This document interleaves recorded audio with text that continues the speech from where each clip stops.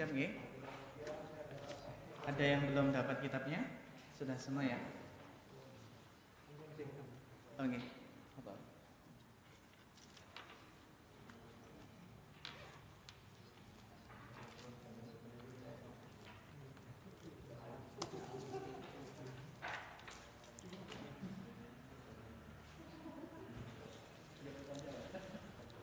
Ya.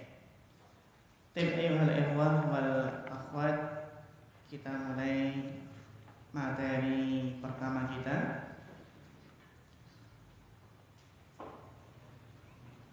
Bismillahirrahmanirrahim. Innal hamdalillah nahmaduhu wa nasta'inuhu wa nastaghfiruh wa na'udzu billahi min syururi anfusina wa min sayyiati a'malina. Man yahdihillahu fala mudilla lahu wa man yudlil fala hadiya lahu. Asyhadu an la ilaha illallah wahdahu la syarika lahu wa asyhadu anna Muhammadan abduhu wa rasuluh. Allahumma shalli wa sallim wa barik wa an'im ala abdika wa rasulika Muhammad wa ala alihi wa sahbihi wa man tabi'ahum bi ihsanin ila yaumiddin, amma ba'd. Para ikhwah dan akhwat yang semoga senantiasa dirahmati Allah Subhanahu wa taala. Alhamdulillah,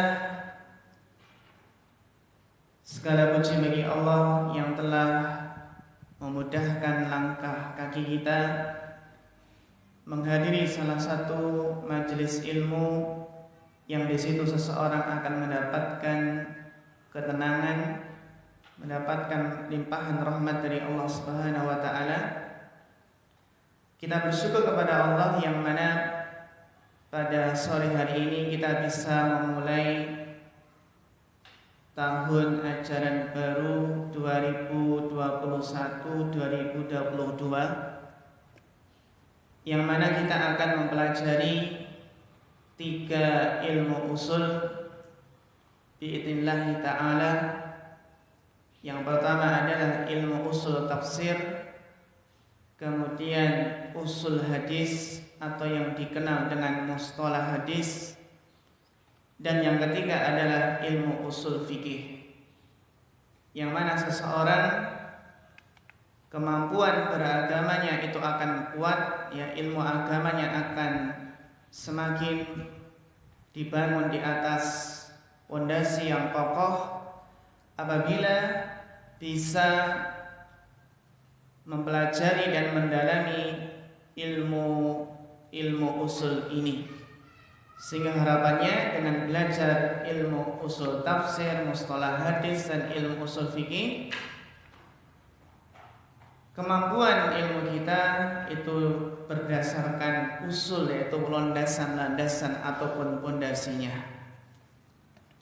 Alhamdulillah, pada sore hari ini insyaallah akan kita bahas sebuah kitab yang berjudul At-Ta'liqatul Asariyah 'alal Mandumatil Baiquniyah. Yang mana kitab ini, kalau Mandumah al-Baiquniyahnya itu dikarang oleh Al-Imam Thaha bin Muhammad bin Fatuh al-Baiquni rahimahullahu ta'ala. Sedangkan Ta'liqatul Asariyah ini, ya, Ta'liqat di sini dikarang oleh Syekh Ali Hasan Al-Halabi rahimahullahu ta'ala, yang baru saja kemarin wafat, rahimahullahu rahmatan wasi'an wa askanahu fasiha jannatihi. Yang mana ini, kitab ini sangatlah cocok untuk penuntut ilmu mustalah hadis pemula, karena kitab ini berupa mandumah, yaitu bait-bait syair yang kemudian disyarah bait-bait syair tersebut. Sehingga harapannya, sebagaimana tahun yang lalu, para ikhwan dan akhwat diwajibkan untuk menghafal mandumah ini, yang mana setiap pertemuan itu menghafal 2 baris, ya. Setiap pertemuan itu menghafal 2 baris. Cuma sedikit ya, cuma 2 baris saja ya. Tapi ketika menghafal 2 baris, terus 2 baris berikutnya jangan lupakan 2 baris yang pertama tadi, karena mandumah itu pasti nanti keluar ketika ujian. Dihafalkan, insya Allah kalau kita hafal mandumahnya, maka kita akan hafal inti dari kandungan kitab ini.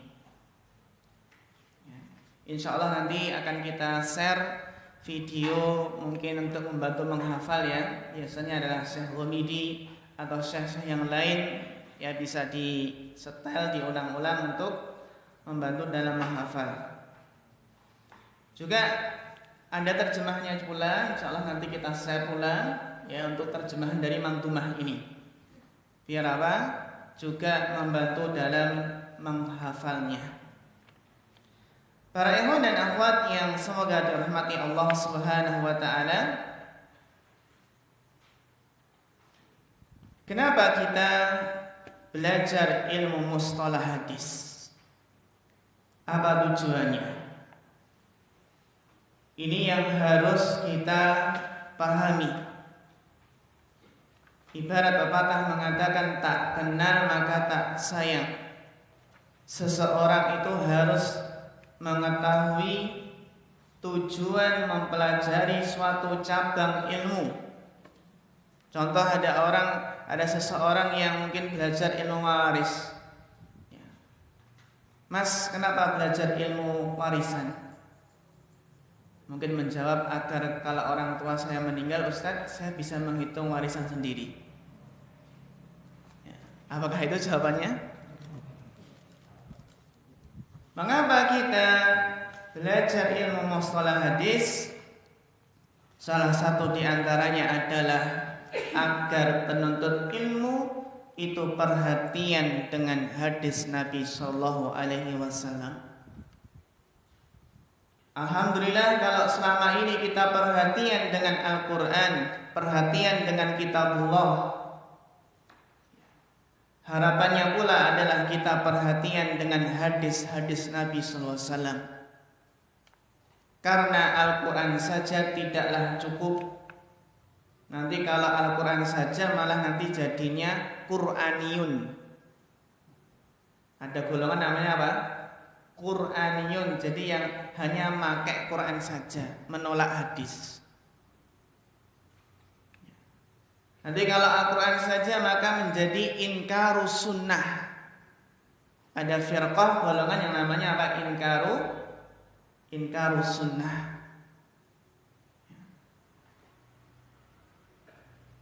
Jadi belajar ilmu mustalah hadis ini salah satu tujuannya dalam rangka perhatian dengan hadis Nabi Shallallahu Alaihi Wasallam. Karena hadis adalah sumber kedua setelah kitabullah. Karena hadis mubayyinun lil Quran. Karena hadis itu adalah penjelas Al-Quran.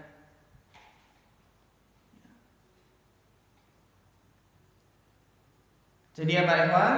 Mudah-mudahan dengan belajar mustalah hadis ini, semoga kita termasuk penuntut ilmu yang perhatian dengan hadis Nabi Shallallahu Alaihi Wasallam. Tujuan yang berikutnya,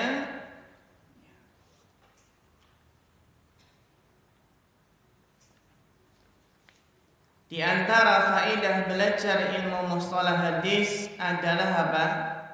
Kenapa kita belajar? Tujuannya adalah ma'rifatu man yuqbalu ma yuqbalu wa ma yuraddu minal hadis.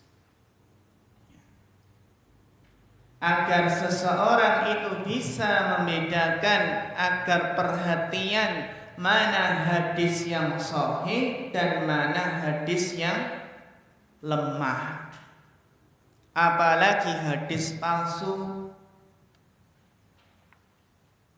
Jadi nanti kalau ketika kita belajar belajar mustalah hadis, harapannya ketika ceramah, ketika menyampaikan ilmu harus teliti.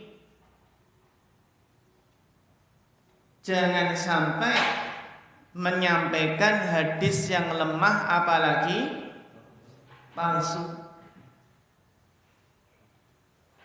Sebagian penceramah mengatakan qala Nabi sallallahu alaihi wasallam bla bla bla sampai terakhir al hadis. Cukupkah gitu? Ada namanya al hadis. Atau mungkin tidak disebutkan dari mana sumbernya. Yang penting al hadis.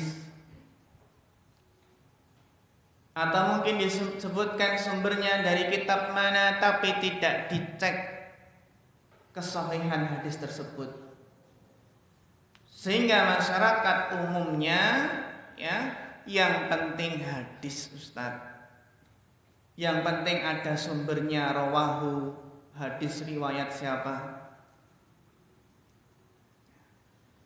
Sehingga nanti harapannya ketika belajar mustalah hadis kita harus hati-hati di dalam menyampaikan hadis Nabi SAW.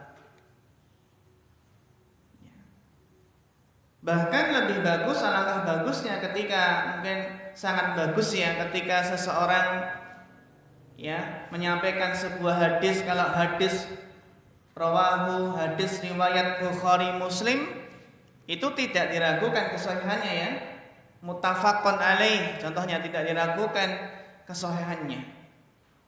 Namun di dalam kitab-kitab hadis yang lain itu juga ada hadis-hadis yang lemah. Kalau Bukhari Muslim, semuanya sahih.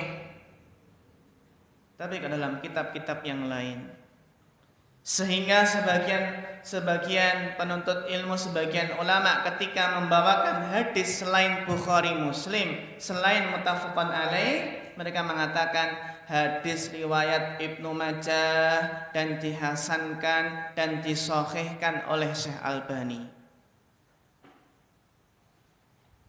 Ditambah membawakan perkataan ulama hadis yang mensahihkan atau mendoifkan atau mengatakan bahwasanya hadis tersebut hasan atau mungkin palsu. Tambah yakin loh ketika seseorang mengatakan hadis riwayat Abu Dawud dan hadis ini dihasankan oleh Syekh Albani, dengan yang mengatakan hadis riwayat Abu Dawud. Lebih mantap mana? Lebih mantap jika menjelaskan derajat hadis tersebut. Sehingga Syekh Albani termasuk mujaddid abad ini ya ikhwah. Beliau mengarang kitab Sahih Abu Dawud. Ada Dhaif Abi Dawud. Masya Allah sudah dipisah-pisahkan. Ada Sahih Sunan At-Tirmidzi atau Jami' Tirmidzi, ada dhaifnya. Bahkan beliau mengarang kitab yang sangat fundamental ya. Kitab apa? Kitab Silsilah Al-Hadis As-Sahihah. Lamanya berarti apa? Silsilah Al-Hadis Ad-Dhaifah wal Mawdu'ah. Sehingga penting sekali bagi seorang penuntut ilmu untuk memperhatikan, membedakan mana hadis yang sahih, mana hadis yang hasan dan dhaif. Kalau kemarin ketika belum belajar mustalah hadis, mungkin taunya hadis sahih dhaif mau palsu. Nanti akan tahu apa makna hadis gharib, apa makna hadis masyhur, apa makna hadis aziz. Sehingga ini dalam rangka menjaga hadis Nabi Sallallahu Alaihi wasallam. Ya. Belajar mustalah hadis itu adalah suatu bentuk pembelaan terhadap apa? Hadis Nabi SAW. Menjaga dari hadis lemah dan palsu.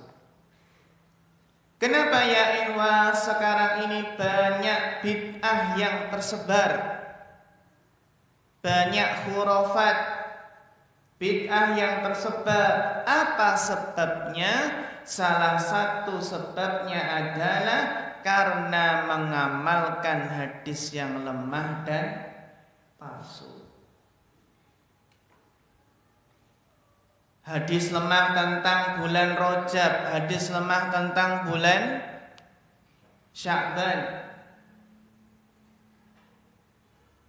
Banyaknya tersebar bid'ah karena apa? Hanya berlandaskan dengan hadis lemah atau palsu. Berarti kan kalau hadisnya lemah kan nggak bisa dijadikan sandaran ya.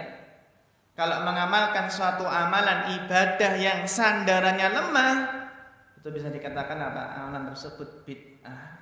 Karena pada hakikatnya tidak dituntunkan oleh Rasulullah SAW. Ini pentingnya mempelajari mustalah hadis. Sebab berikutnya, kenapa ya ikhwah?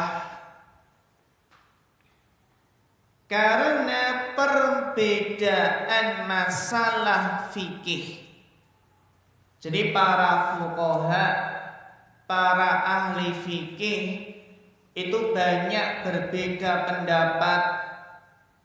Imam Hanafi berbeda dengan Imam Syafi'i, Imam Ahmad berbeda dengan Imam Malik dalam suatu pendapat. Ternyata perbedaan masalah fikih itu banyak dipengaruhi oleh apa? Pensahihan hadis atau pelemahannya. Kalau antara ulama itu berbeda, ulama yang satu mengatakan hadis ini hasan dan ulama yang satunya mengatakan hadis ini dhaif, maka apa jadinya? Yang satu berpendapat hasan, ulama yang satunya berpendapat dhaif. Maka kesimpulannya apa? Dalam masalah tersebut maka nggak ketemu. Maka kesimpulan hukumnya tidak sama. Mungkin imam dalam mazhab Maliki mengatakan ini hukumnya haram. Namun dalam mazhab Hambali mengatakan boleh. Karena apa? Berbeda pendapat dalam apa? Mensahihkan hadis. Atau mungkin ulama tersebut belum sampai hadis tersebut kepadanya. Mungkin enggak? Mungkin. Maka apa? Kesimpulan hukumnya juga beda. Gitu ya. Antum ya ikhwah dalam masalah menggerak-gerakkan jari saja antum berbeda. Sahih? Apakah antum di sini semua menggerak-gerakkan jari? Atau mungkin semuanya enggak menggerakkan jari? Saya kalau di kampung enggak menggerakkan jari Ustaz. Kenapa? Karena saya kalau menggerakkan jari sama bapak-bapak di samping langsung ditangkap. Mungkin ya. Saya nggak gerak-gerakan jari kenapa? Karena nanti dikira main-mainan dalam sholat. Apalagi gerak-gerakannya kayak gini ya, diputar gitu.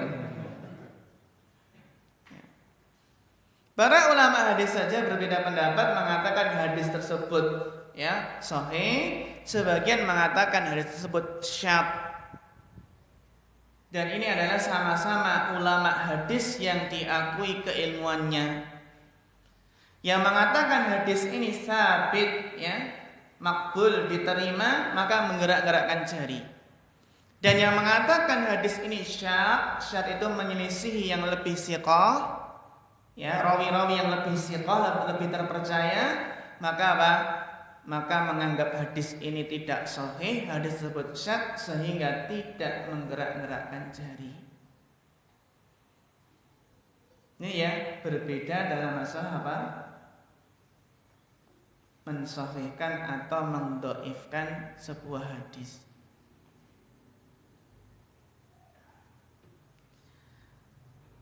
Demikian pula ikhwah, paling tidak kalau penuntut ilmu ya seperti kita ini kan belum bisa mensahihkan hadis, mendhaifkan hadis kan belum bisa ya. Jauh.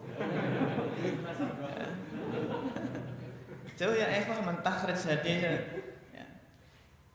Paling tidak ya ikhwah, paling tidak kita tahu alasan kenapa ulama hadis tersebut mensahihkan hadis ini. Kita tahu alasan kenapa ulama hadis ini melemahkan hadis ini. Oh, Syekh Albani melemahkan hadis ini ternyata karena di dalam sanad hadis tersebut ada rawi yang lemah hafalannya. Contohnya. Kenapa palsu? Oh, ternyata salah satu rawinya ada yang pendusta. Jadi kita apa? Tahu kenapa hadis tersebut dhaif, kenapa hadis tersebut ya palsu, tahu alasannya.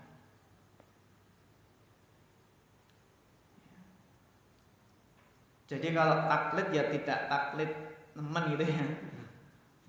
Tapi tahu apa? Tahu alasannya. Sebagaimana kita belajar usul fikih, belajar fikih ya, kita tahu alasan kenapa ya, kenapa dalam masalah ini hukumnya haram, kenapa dalam masalah ini hukumnya boleh. Tahu alasannya, ini dalilnya. Kalau yang taklid buta kan ini haram, ya haram, ini boleh, ya boleh, tanpa usaha untuk mengetahui apa? Dalilnya. Kalau bentuk ilmu seperti itu. Ya, jadi tidak taklid buta tapi istilahnya mutabik, mengikut. Saya mengikuti pendapat ulama ini karena dalilnya ini dan karena sisi pendalilannya seperti ini. Itu baru penuntut ilmu. Kalau orang awam, yang penting Syekh Fulan, Ustadz Fulan mengatakan ini haram, ya haram. Ya. Kenapa haram? Yang penting haram. Pokoknya Ustadz ini mengatakan haram, manut sami'na wa ata'na. Jadi penuntut ilmu harus apa? Nanti ketika belajar usul fikih apa? Belajar beristidlal, cara berdalil. Jangan ya, wah kayaknya kok susah banget bayangannya gitu ya. Enggak ya? Enggak ya, wah. Termasuk apa? Memang ya kalau dalam ilmu agama termasuk pembahasan yang susah itu ya mustalah hadis, usul fikih, seperti itu memang. Namun di situ ada faedah yang sangat besar. Sehingga ya ikhwah, tentunya agar kita berhati-hati tidak mengamalkan hadis dhaif ya, apalagi apa menyampaikannya. Sehingga kesimpulannya bahwasanya ilmu hadis itu adalah ilmu yang diantara ilmu yang paling mulia. Karena yang dipelajari adalah sabda Nabi sallallahu alaihi wasallam.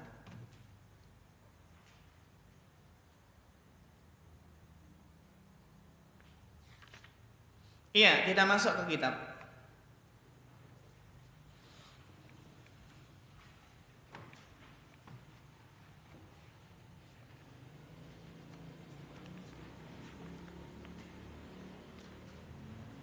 Pada halaman 5 ini adalah matanya.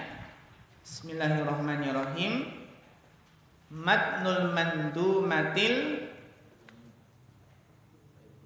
Baiquniyah.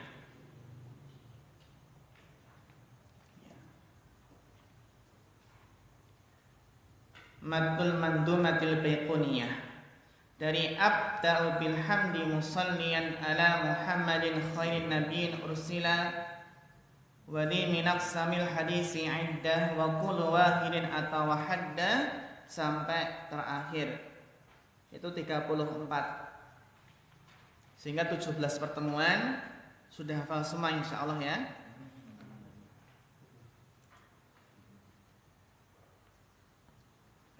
Kemudian halaman 7 kita lihat itu adalah muqaddimah tab'atis salisah. Itu adalah apa? Kata pengantar cetakan keberapa? Ketiga. Ya. Ini juga kata pengantar dari beliau. Sedangkan halaman ke-9 itu adalah apa? Muqaddimah tab'atis Saniyah. Muqaddimah cetakan keberapa? Kedua.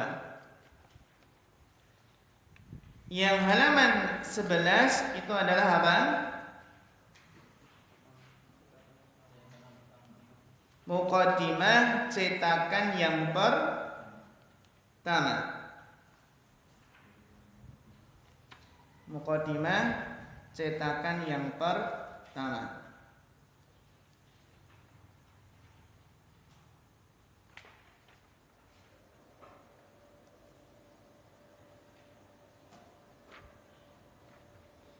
Halaman ke-13 itu adalah apa?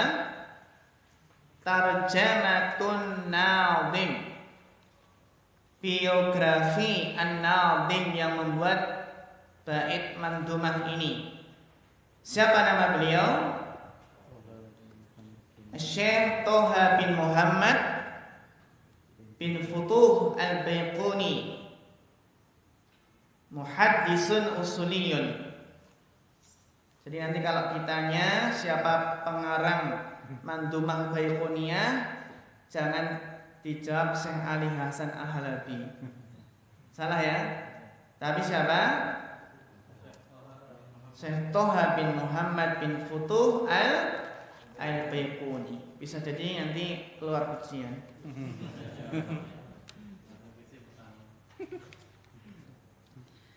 Halaman ke-14. Masya Allah, antum 5 menit saja sudah sampai halaman 14. Cepat selesai ini. Ganti kitab ya. Dulu kita selama setahun nggak cuma belajar ini loh. Setelah ini 1 semester, terus Syekh Utsaimin, Mustalah Hadis Syekh Utsaimin semester kedua. Kalau Syekh Utsaimin bukan dalam bentuk mandumah, tapi ya langsung gitu ya, karangan kitab. Banyak faedahnya juga. Jadi target kita ini selesai 1 semester.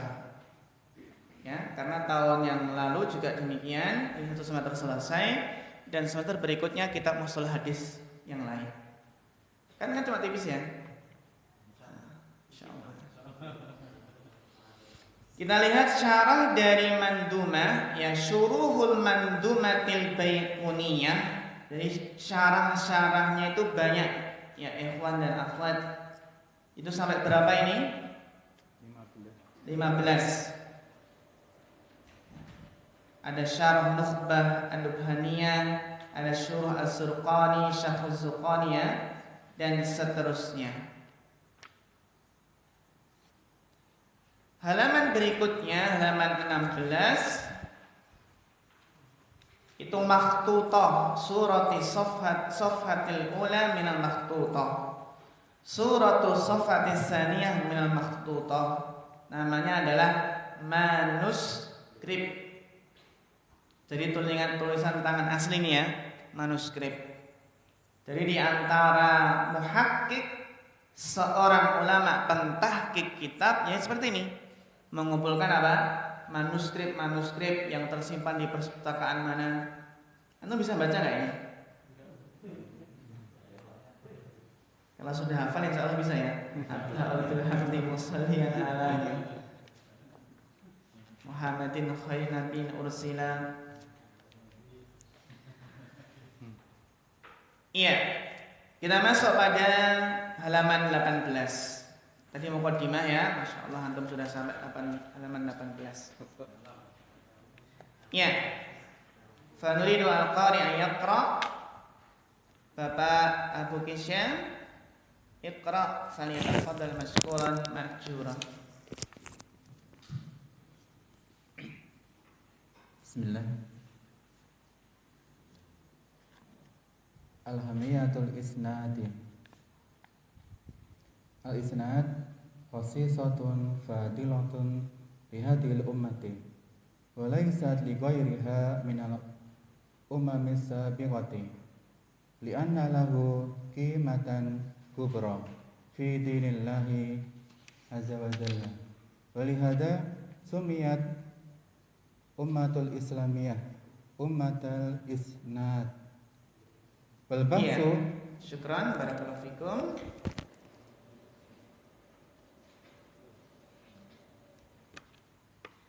Ahamiyatul isnad. Ahamiyatul isnad atau bisa kita katakan ahamiyatus sanad.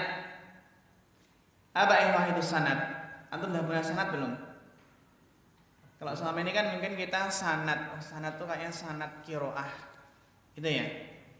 Atau mungkin sanad apa? Kalau sebagian saudara kita di jamaah tertentu itu ada sanad ya. Ada ilmu manqul namanya. Iya. Kalau sebagian firqah kan seperti itu. Ini enggak, ustadz ini enggak boleh ceramah karena enggak punya sanad.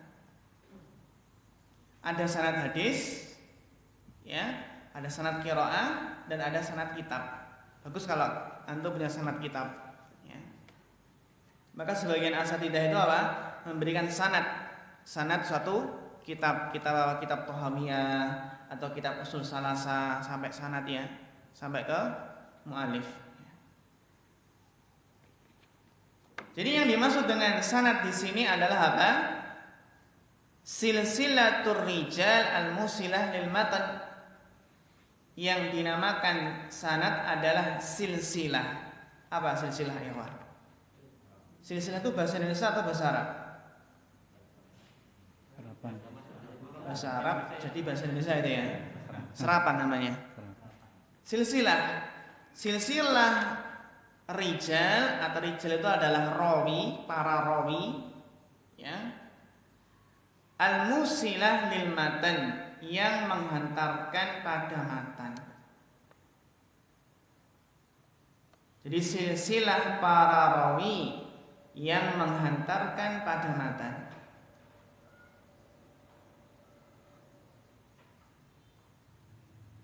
Nah, sanad ini penting. Ya.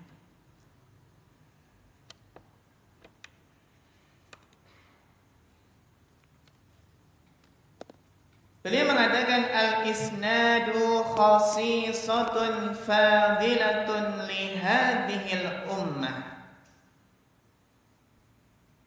Sanad ya ikhwah wal akhwat itu adalah kekhususan, adalah keutamaan umat ini. Jadi sanad itu adalah kekhususan umat ini, keutamaan umat ini. Kenapa? Apa alasannya? Walaysat li ghairiha.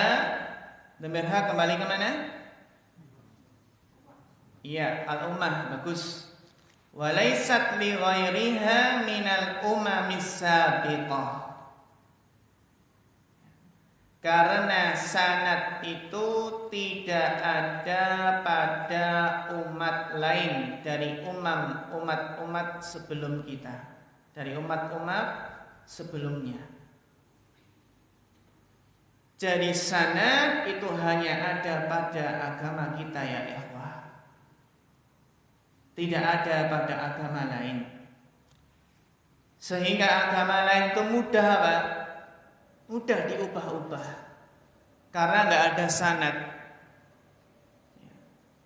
Kita ke agama Yahudi atau ke agama Nasrani, mereka dalam agama mereka nggak perhatian dengan sanad.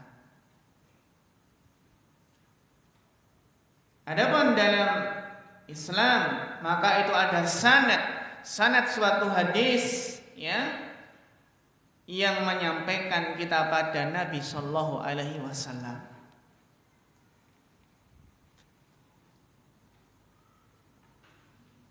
Jadi yang memang kata qala hadatsana fulan an fulan wa an fulan, ya.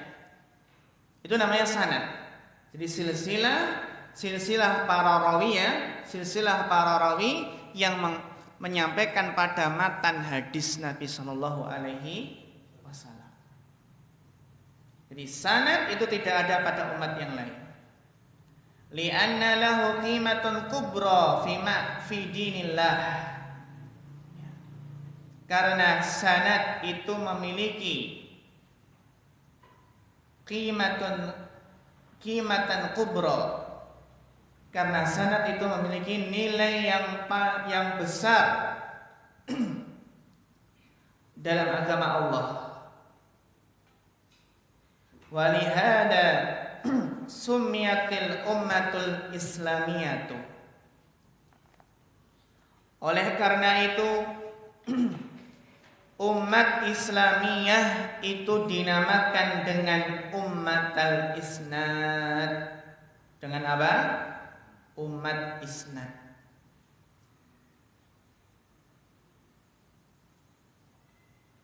Fasil Bapak Abu Tisha. wal bahsu fil isnadi ti'amatun asasiyatun hammatun fi ulumil hadisi wa fi tawassuli ila hadafihil asma' wal gharadil matlubi minhu huwa tamyizul hadisil makbuli minal mardudi. Qala Sufyanu Sauriyu al-isnadu silahul mu'mini fa idza lam yakun ma'ahu silahun fa bi ayyi shay'in yuqatil. Wa qala Abdullah ibn Mubarak al-isnadu indi minad dini laulal isnadu laqala man sya'a ma sya'a. Iya, syukran barakallahu fikum.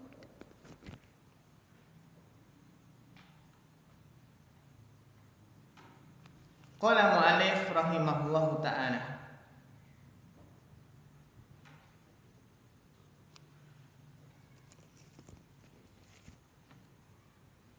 wal bahsu fil isnadi, dan dalam pembahasan sanad itu adalah di'amatun, adalah tiang atau penopang, asasiyatun, penopang yang paling pokok, paling asas, hamatun, yang sangat penting, fi ulumil hadis, dalam ilmu hadis. Jadi dalam ilmu mustalah hadis itu kita pembahasan pokoknya adalah matan dan sanad. Gitu ya. Jadi dalam pembahasan ilmu mustalah hadis, maudhu'nya, pembahasannya adalah matan dan sanad. Matan hadis dan sanad hadis. Jadi kita harus apa? Harus belajar matan dan sanad hadis. Jangan yang diingat-ingat apa? Mantan terus itu ya. Jadi kalau nggak hati-hati salah baca nanti. Sanad dan mantan gitu ya.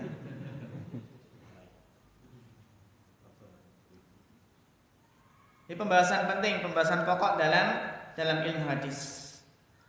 Wa fi tawassuli ila hadfihil asma, dan agar sampai tawassul ya, sampai pada tujuannya yang paling tinggi,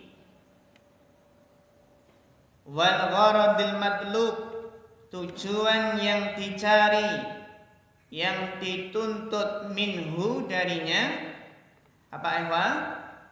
Tujuannya dari pembahasan sanad, wa huwa tamyizul hadisil maqbuli minal mardudi.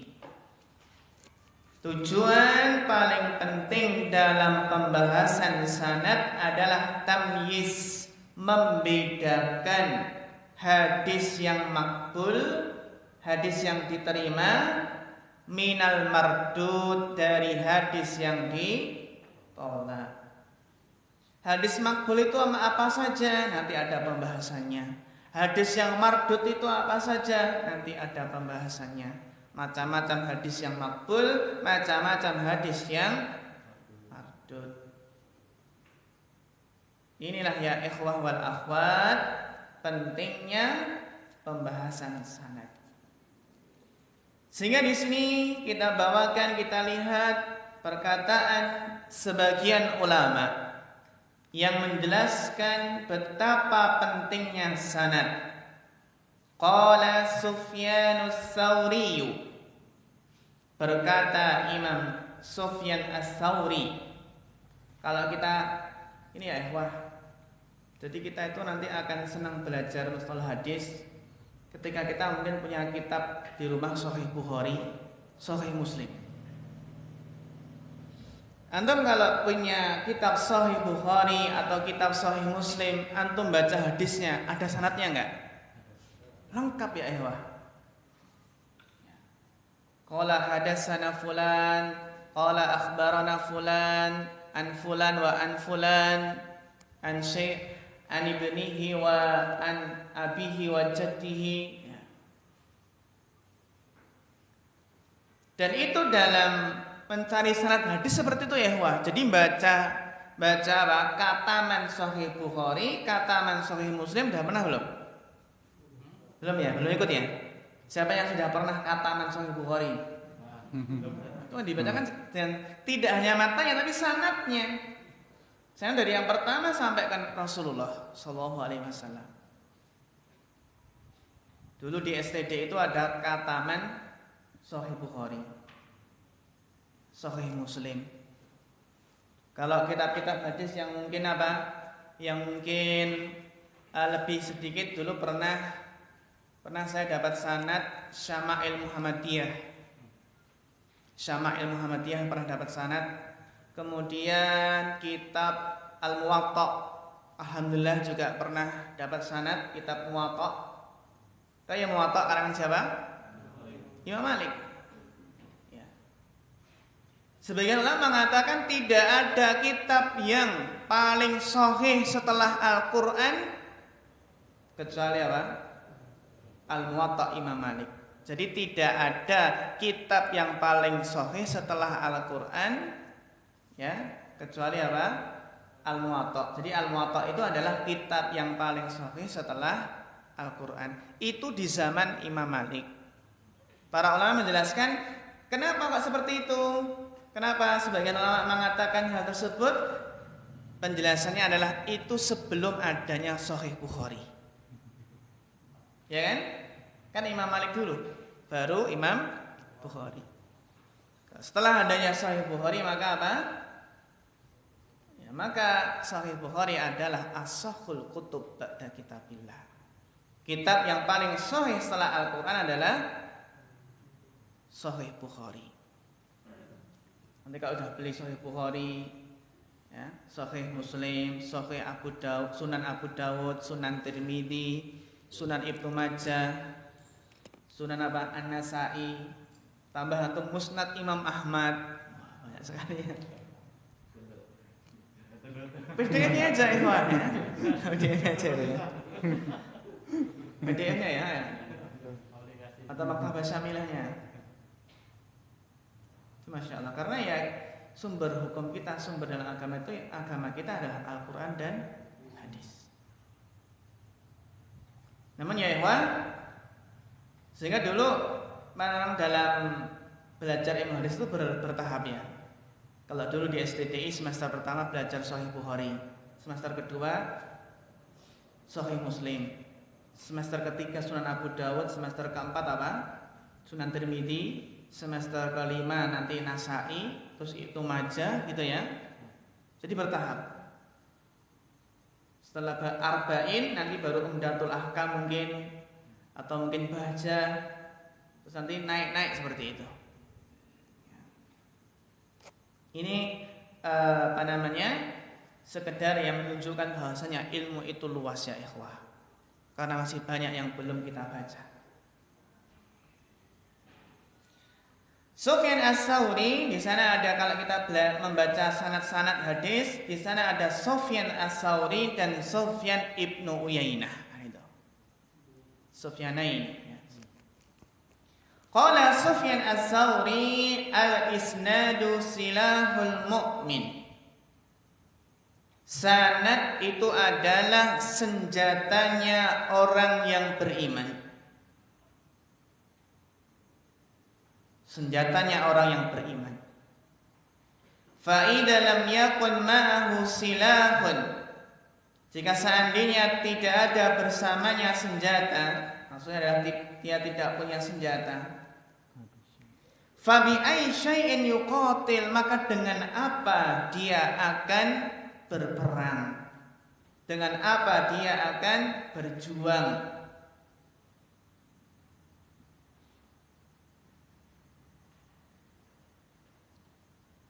Jadi sanad itu adalah senjatanya orang beriman.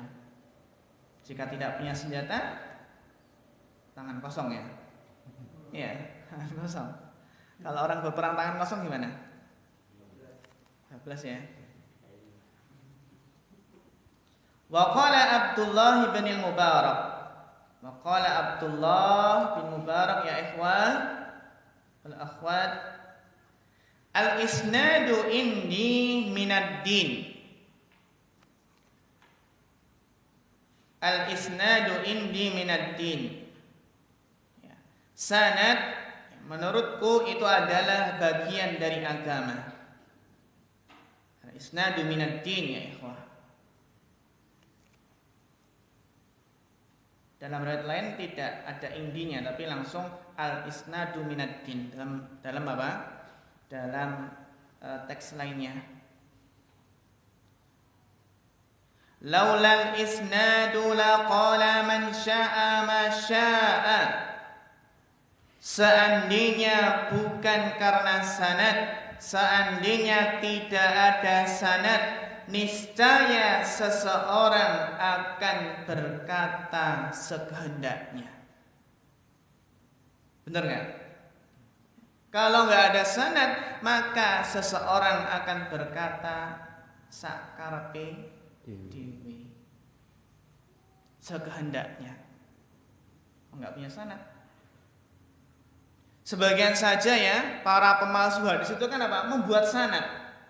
Jadi yang memasukkan hadis itu apa? Membuat sanad buatan, ya ikhwah. Para pemalsu hadis. Bahkan sebagian pemalsu hadis ya itu mengatakan, saya telah memasukkan hadis sebanyak ribuan, puluhan ribu. Pengakuannya sendiri. Makanya alhamdulillah jasa besar dari para ulama hadis yang telah memisahkan mana hadis yang makbul dan mana yang mardud, mana yang diterima, mana yang ditolak. Iya, dilanjutkan perkataan Ibnu Sirin. Wa qala Ibnu Sirin kanu fi zamanil awwali la yas'aluna 'anil isnadi falamma waqa'atil fitnatu sa'alu 'anil isnadi likai ya'khudhu hadisa ahli sunnah wa yad'u hadisa ahli bid'ah. Ahli bid'ah. Iya. Qala Ibnu Sirin, berkata Ibnu Sirin, beliau adalah Muhammad bin Sirin, seorang tabi'in yang masyhur ya. Kalau tadi perkataan siapa? Abdullah bin Mubarak. Dan yang pertama tadi perkataan Sufyan Ats-Tsauri. Kita ingat perkataan Sufyan Ats-Tsauri kan apa? Ma'alat syai'an asyadda alayya min niyati. Tidak ada sesuatu yang paling berat untuk aku obati kecuali apa? Niatku. Kalau Abdullah bin Mubarak, beliau itu masya Allah ya, seorang yang kaya, yang dermawan, yang mujahid, ulama. Hampir semua apa? Semua keutamaan ada pada beliau. Wa qala Muhammad bin Sirin. Muhammad bin Sirin berkata, kanu fi zamanil awal, dahulu mereka pada generasi yang pertama, generasi awal-awal, la yas'aluna 'anil isnad, tidak bertanya tentang sanad. Mana sanadnya enggak? Ini generasi awal. Falamma waqa'atil fitnah, namun ketika terjadinya fitnah, banyak fitnah ya ikhwah, banyak kerusakan, banyak tersebarnya kesesatan ahli dhalal, sa'alu 'anil isnad, maka mereka bertanya tentang apa? Tentang sanad. Kenapa yang awalnya enggak bertanya tentang sanad terus kemudian bertanya tentang sanad? Ya karena ada fitnah tadi. Likai ya'khudhu haditsa ahlas sunnah, agar bisa mengambil mana hadisnya ahlu sunnah, mana perkataannya ahlu sunnah. Wa yada'u haditsa ahlil bidah, dan meninggalkan hadisnya ahli bid'ah.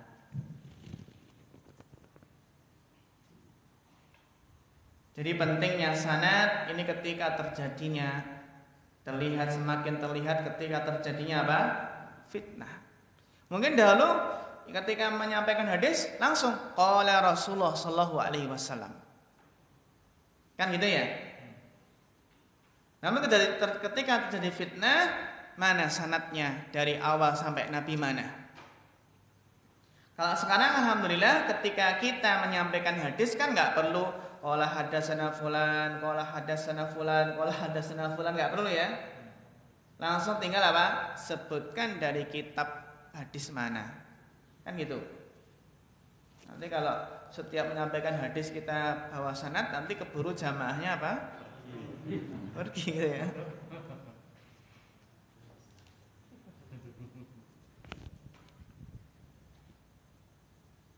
Ya, wasil. Lidzalika uniyal muhaddisuna bitanfihil asanidi wal bahsi fiha lima laha min ahamiyatin kabiratin jaddan fi tamkhisi nasil hadisi wa naqdihi is innahu lam yumkinul wusulu ilal matani illa an tariqil bahsi fil isnad. Ya, syukran.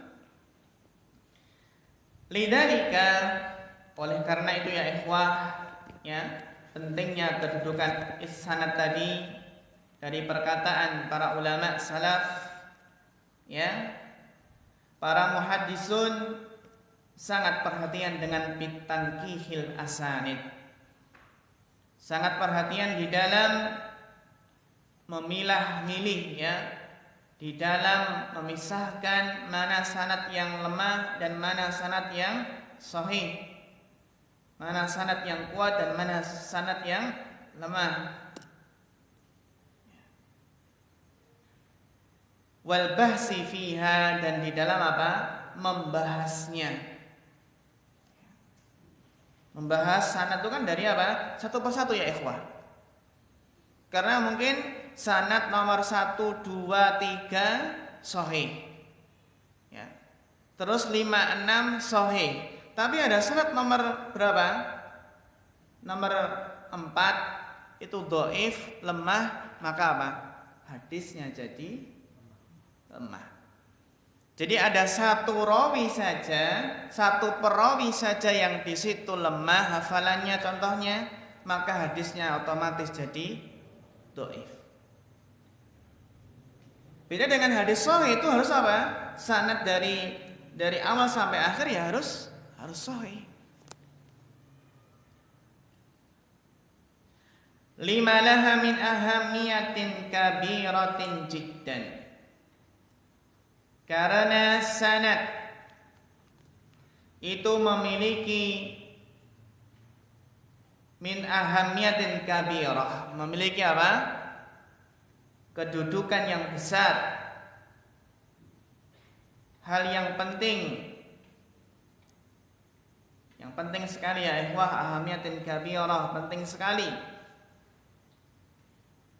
fi tamhisin nassin, dalam tamhis, dalam menguji suatu nas hadis. Fi tamhisin nasil hadis.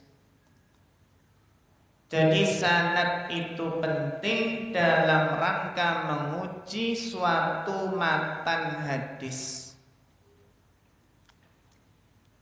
Apakah hadis tersebut sahih atau tidak? Sebagian teman ada yang WA membawakan hadis seperti ini, Ustaz, hadis ini sahih atau tidak? Terus gimana cara ngeceknya? Gimana ikhwan? Kan nggak tahu sanadnya mana, bener nggak? Terus ketika yang tanya itu pakai bahasa Indonesia lagi, ngeceknya bagaimana ini? Ngeceknya bagaimana ini ya? Kan kita kalau ngecek dalam kitab-kitab asli kan bahasa Arab semua. Jadi ketika mengecek suatu hadis apakah sahih atau tidak, memang harus dilihat sanadnya. Kalau yang bertanya hadis ini bagaimana Ustaz, kalau nggak ada sanadnya ya sudah. Kalau memang benar nggak ada sanadnya, kita katakan la aslalahu. Tidak ada apa? Tidak ada asalnya, tidak ada sanadnya. Berarti hadis apa? Hadis palsu. Hadis apa? Hadis palsu. Jadi memang ketika menentukan apakah matan hadis itu sahih atau tidak, diterima atau tidak, maka harus memang tahu sanadnya dari awal sampai akhir. Makanya mentakhrij hadis itu butuh waktu. Dan sekarang alhamdulillah ada maktabah syamilah, sekali ketik potongan hadis itu nggih. Kalau kita tahu ini ada hadis ya, ini riwayat siapa, tinggal ketik terus dipilih seluruh kitab-kitab hadis, nanti akan keluar hadis ini diriwayatkan dalam kitab apa saja. Dalam kitab hadis apa saja.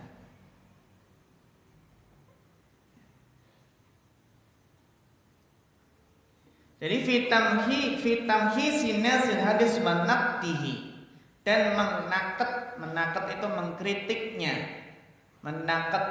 mengkritiknya untuk menentukan sahih atau tidaknya.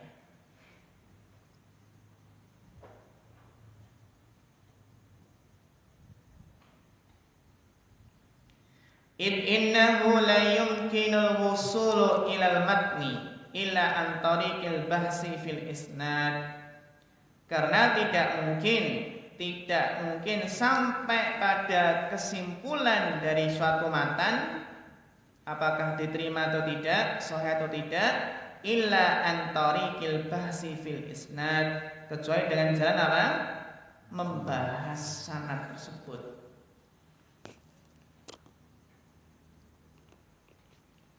Namun ya ikhwah wal akhwat, di dalam menentukan ini pertama dalam menentukan apa? Ini jadi seorang penuntut ilmu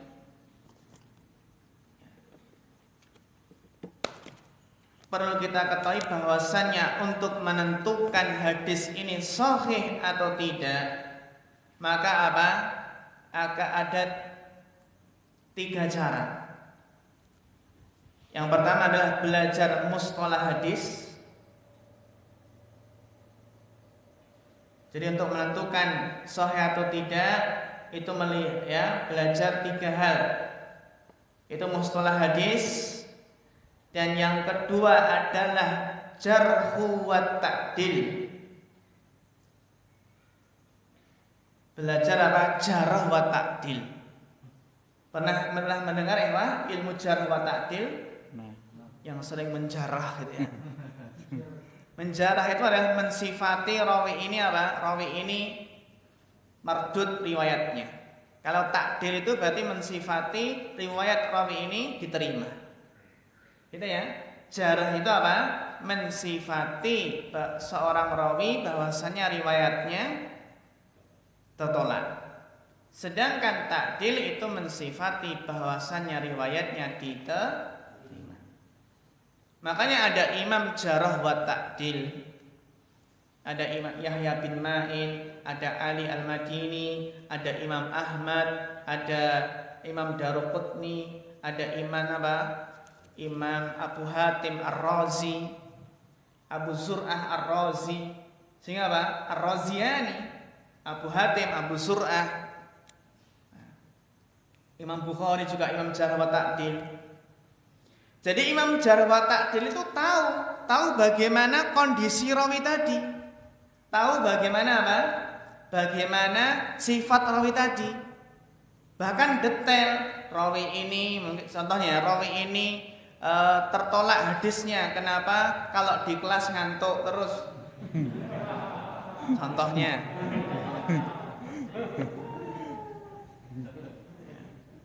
Hadar rawi dhaifun. Dhaiful hifdzi.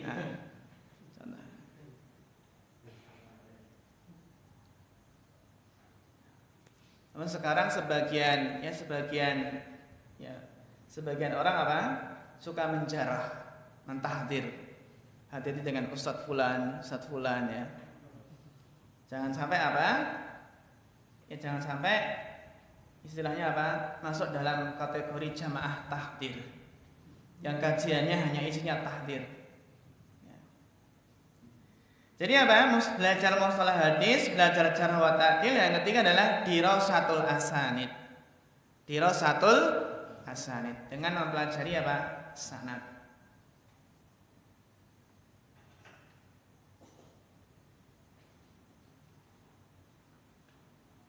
Kalau dulu di STD itu menanamkan cinta sanad, itu di sana menghafal hadis beserta sanadnya. Ya, beserta sanadnya. Itu ketika menghafal hadis Al-Muharrar, ya, Al-Muharrar. Yang mana satu semester itu harus hafal 100 hadis. Sehingga 8 semester 800 hadis. Apa? Ya tergantung, ada yang pendek tapi rata-rata yang 4, 5 gitu kan.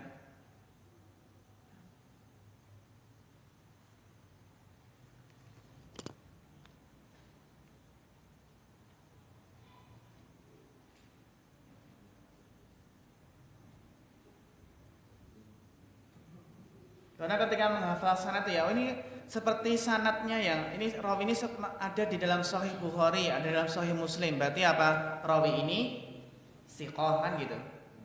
Ya. Dan ya ikhwah, memang dalam hadis itu yang susah adalah menghafal nama-nama rawi. Benar ya. Kalau kita susah menghafal nama orang, cepat lupa. Ini ya susah menghafal nama orang. Cepat lupa ya. Matanya saja ya. Matanya susah.